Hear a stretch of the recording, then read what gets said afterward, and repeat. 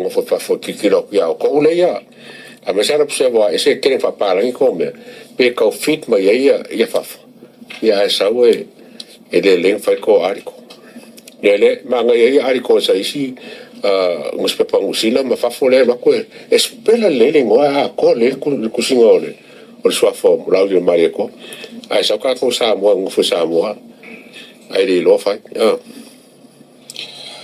ta ua ia vai nga le ua fa so ai o le mema lie ma le menu mertas ua matua ma tila le loto le anga o le tu ai nga no sipe pa fa pea o tilo fo isi e tale na ua matua no noa ma sai sairo na ona lima sai malonga nu tu lo fa fonga le tu te lo il tangata lai tua le va i le mena ava e pena tafa yatu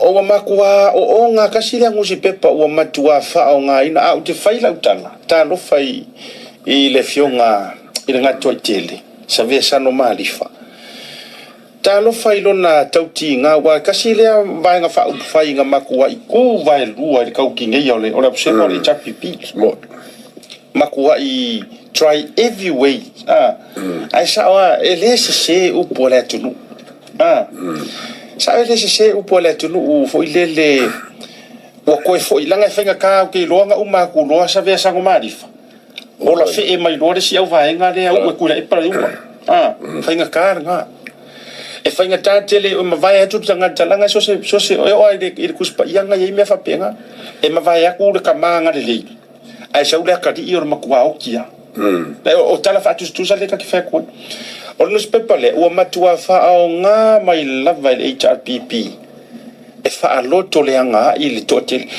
ma kwa o nga ele me fa ngala ko ka wale ngol au le malito o le problem que era o observer e va pese ka le observer ele ese co chief editor ese aquí a me ngai o sa fa ngala le observer mo ma sa kuskusi le observer que no ka ke fa ko la kariko o sui mai le fengo foi asano ya kuskusi o kanga ia correct le me la fa ko le fikau eu foi ngo a fa kusi me pe mai ke fenga sui me ngo a kol kale o me ngana lo missing ke fio sui por chief editor le observer o le ses o editor o ma ko a pe for ngo mai signale le inkiele o fa ka ko sa mo wa lenga ole nga fai renkia le me ma mai me kere me pepeno o si me sa wele a kokor so en yo que fa kula o sa fai ngaro nga ko e de fa ko ila wa ai ma e ko mo or ka mi nga isano i fa so nga me ne ko su singa le observe ale ta te vai dunga le wasa o ya ile au ko sa wan mus pepa le mai se mus pepa foi le na ya o to o tangata ele ngata o le leyor fingor ngadwenga faito fa male utanga well respected sawa kusikala sao ye au la wasa makwa isa wa ye au la wasa ya male au ka fao le la uto va il tusinga le wa le wa ye ne tusinga se nga mo marka fa lenga me nga le fa ngai vai tanto ye matwa le ma faina fetango fi tusi le leise ya sei tato war i pele tu inga sei tato war i pele tu inga finga mare tu langa wo ye po a fe foi se sola tato va ye tu wa amata e fo yona to pipi exercisi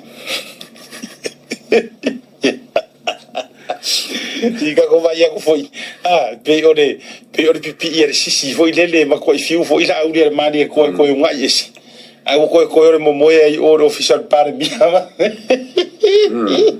tanto iPhone que no pare que sale mo foren quiere esa mo con ko kurifiki lena tasina na ma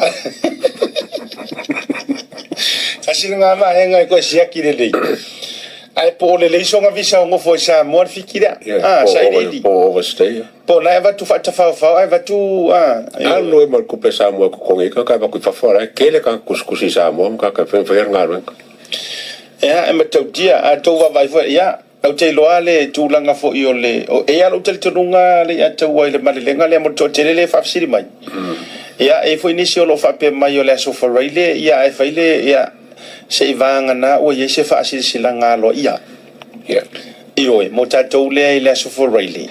Ia, I le vau ia fuolo ulangona ma so ulangona. Ai, au tātou tau te alu ilungo mea lo ia mai tasiale tangata au mai ma le lenga o aso ia. Na o le ao le malo. Ia, o le ala wa au mai le aso e tau au fia I le urua. Pale meni. Lono wingo le whainga ngei le la ia I nei le a taua. O le whainga ngei. Na o na tau au fia fai whakau konga korporoa. Ia. O le whainga le na le la iai. Ono winga. Ioi, lo se aso muli. Ona toe fatulanga leo se aso. Ioi, lenga ele mafai ona saule aso lulu I fono ele fa saua se aso se o se fatu tonga lo winga te fo o le mea kasi. Pela mo siu leu. Na tonua. Lo winga le ta leo tatou. Ele ia se siaka o le akare o ka ko o le solua. Lo winga na ona mai o le fainga o le fatu tonga wa o le ruai tau o fianga lea. Ia fa mai a vaenga tau ona fa mai a ona tolo polo se e lo fo fe kalai. Ia tolo polo la ia le wala ngole so ale fa e fa ka ko ma fo fe kalai. Mo ka le ho ka ngole so le ele se fa ma winga po se venga sa on ka mo kenga mo. Oye, ioi. Ai ele va pelar ka ngole so le sa fa sa la ngala al malo ko le so wale fa ka le kula so le. So ka se ale ka se fa lo al malo le so ro ia nga ma fa me. Ia le nala fa to le le o lo finangalo. Ia na ua seki ia le tulang asolua tatou na ele o yese fa ma nianga mai o seso foraili. Ia o ele ta pena mo lo malanga isa moa. Ia ko fiku kunga ia ele o lo pase se afi ona o mana fa ia te res vale ia o peko dis ale ka fa o weekend isa moa. Ia ona to e foi mai la ia la ia tatou felo ia la ia le na fa tonga Ka ke oi. Ai oi. Tatou filo ia na me mana ia. Ale mo jot fa desi mala malo. Tatou filo ia ia na fa tonga male. Tulanga. No bueno, a ver al malo ku ka.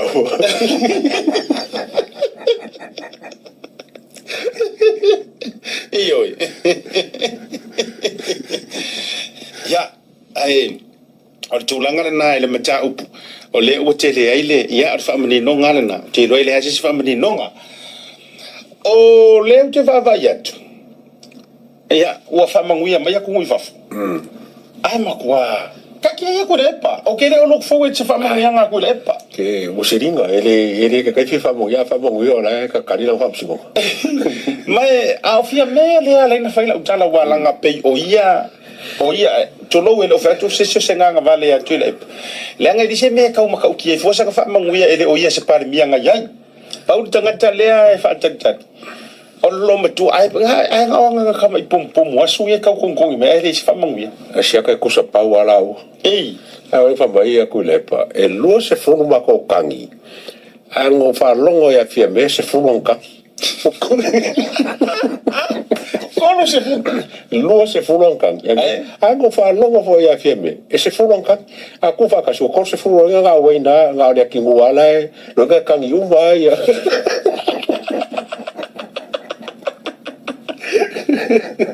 Sawa kusa kangi uma ya. Sawa ngu merar kamaro soro ya ko ya. Sawa solo ya mo fas.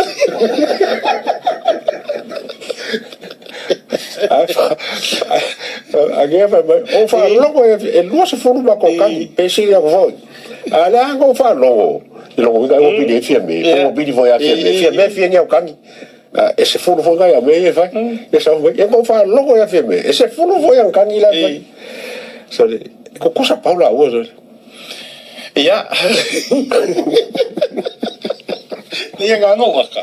Ei por que kamaro. Ya, mamafa por. Sawa merko inga sawa le la valanga no se furua fa la valanga. La kamaro le kanu mi sita. Fa la valanga se furua fia me. No sawa le ako la. Ya.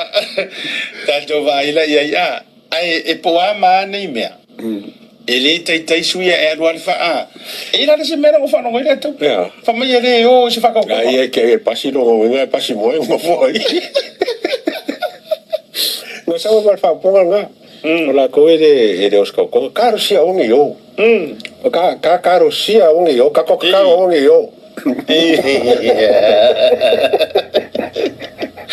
foi que aí ole mele o te fai atu tu ole mele o ke fai aku ko inga ole le mana fanga fai mea ku ku mua ku so le la ngo foi ko fai mea o make ia tu so le la tu te mo fai tu fai atu mea mo already make ia ko kele mai lo uma e oi pirima mo ele mala mangi ko inga me fa peni ku se fa ko mi fa fa ngo fa me fa mo me ko se lo fa ngo fa nga finga ko fa mai ia fa fongala e mautinoa le o le au sui tu tasi ko kasi au ko ke misia o ko le ava ngo langa o le e ko kere io mai ko ngu o ngo ko finga ngalo ko mai o ku malo le wa mai le male le ngale o malo aso sfuru ngo lo wingo le so luor vas fo fa ko nga marka wa fianga mo wa nga rengi si so yo ispaki o sa mai no ko kasi ia marsap ia sap independent e ke roi ele valere ki ul mere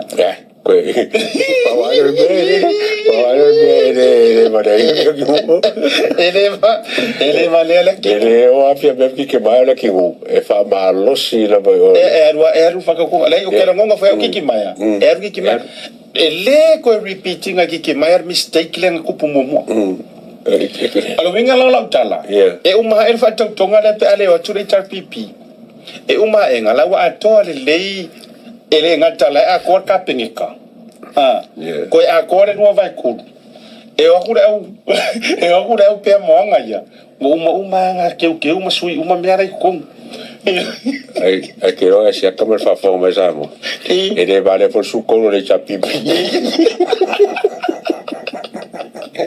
e uma nga fie me a ku le pele a wo fa ko o me de fie ai wo ko ya la u mali ko o palmia e uma sui manga ra por ko le kai o ya ole durangan mola joia sui fo HRPP okay fo ya o do o te loto te le fiesi la sila uma le melenga ko so fa ka fo e kuila e par pa ya ingalenga sava mali le wala então mali mongi ai mai siara ka ka lo au no e foi la utala lo au okay fo pe e ko e fia u ia le wala ole meo le usika kai karu le faingo le loko kuila e pa ko kasi ya te ma o mo lo le avango ko fa ka ku honestly to fa to o ngai suia sa mai I